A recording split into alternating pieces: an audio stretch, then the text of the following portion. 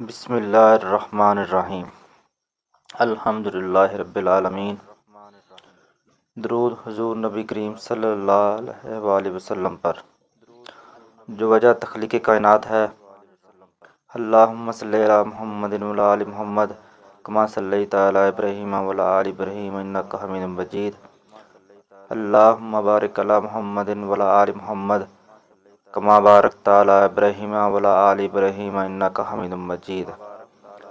الصلاۃ والسلام علیک یا سیدی یا رسول اللہ وعلی آلک وصحبک یا سیدی یا حبیب اللہ۔ الصلاۃ والسلام علیک یا سیدی یا نور اللہ وعلی آلک وصحبک یا سیدی یا محمد رسول اللہ۔ آئیے جانتے ہیں سورۃ بقرہ کی آیت نمبر 185 جو رمضان شریف کے متعلق ہے۔ ترجمہ کنز الایمان۔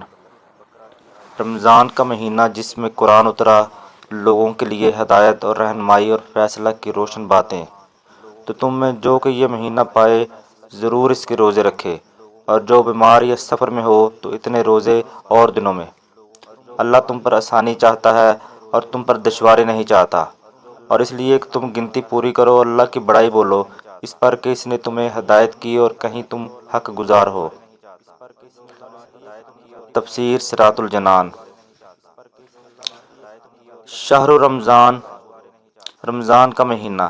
اس آیت میں ماہ رمضان کی عظمت و فضیلت کا بیان ہے، اور اس کی دو اہم ترین فضیلتیں ہیں۔ پہلی یہ کہ اس مہینے میں قرآن اترا، اور دوسری یہ کہ روزوں کے لیے اس مہینے کا انتخاب ہوا۔ نمبر 1، رمضان وہ ہے جس کی شان و شرافت کے بارے میں قرآن پاک نازل ہوا۔ نمبر 2، قرآن کریم کے نازل ہونے کی ابتدا رمضان میں ہوئی۔ نمبر 3، مکمل قرآن کریم رمضان المبارک کی شب قدر میں لوح محفوظ سے آسمان پر دنیا کی طرف اتارا گیا اور بیت العزت میں رہا۔ یہ اسی آسمان پر ایک مقام ہے جہاں سے وقتاً فوقتاً حکمت کے مطابق جتنا اللہ تعالیٰ کو منظور ہوا جبریل امین علیہ السلام لاتے رہے، اور یہ نزول 23 سال کے عرصہ میں پورا ہوا۔ عظمت والی چیز سے نسبت کی برکت۔ رمضان وہ واحد مہینہ ہے جس کا نام قرآن کریم میں آیا، اور قرآن کریم سے نسبت کی وجہ سے ماہ رمضان کو عظمت و شرافت ملی۔ اس سے معلوم ہوا کہ جس وقت کو کسی شرف و عظمت والی چیز سے نسبت ہو جائے وہ قیامت تک شرف والا ہے۔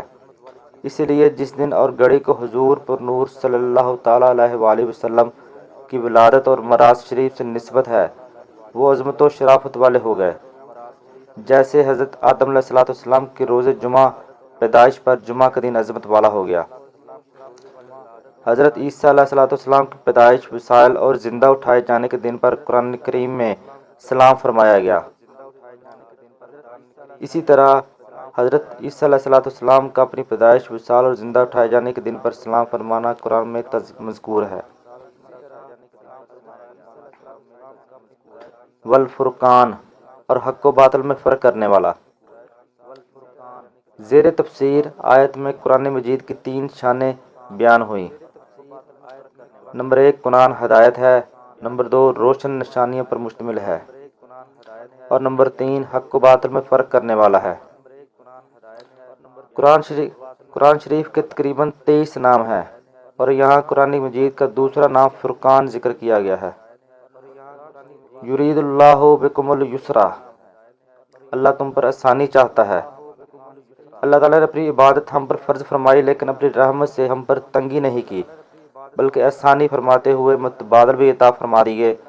روزہ فرض کیا، لیکن رکھنے کی طاقت نہ ہو تو بعد میں رکھنے کی اجازت دے دی۔ بعض صورتوں میں فدیہ کی اجازت دے دی۔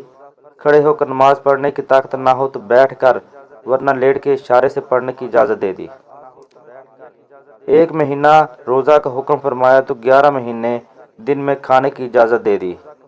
رمضان میں بھی راتوں کو کھانے کی اجازت دی، بلکہ سحر و افطاری کے کھانے پر ثواب کا وعدہ فرمایا۔ گنتی کے چند جانوروں کا گوشت حرام قرار دیا تو ہزاروں جانور پرندوں کا گوشت حلال فرما دیا۔ کاروبار کے چند ایک طریقوں سے منع کیا تو ہزاروں طریقوں کی اجازت بھی عطا فرما دی۔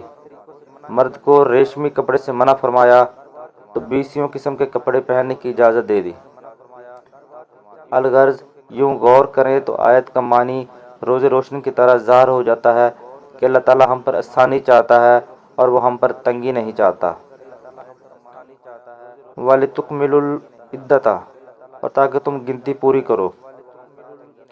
گنتی پوری کرنے سے مراد رمضان کے 29 یا 30 دن پورے کرنا ہے، اور تکبیر کہنے سے مراد یہ ہے کہ اللہ تعالیٰ نے تمہیں اپنے دین کے طریقے سکھائے تو تم اس پر اللہ تعالیٰ کی بڑائی بیان کرو اور ان چیزوں پر اللہ تعالیٰ کا شکر ادا کرو۔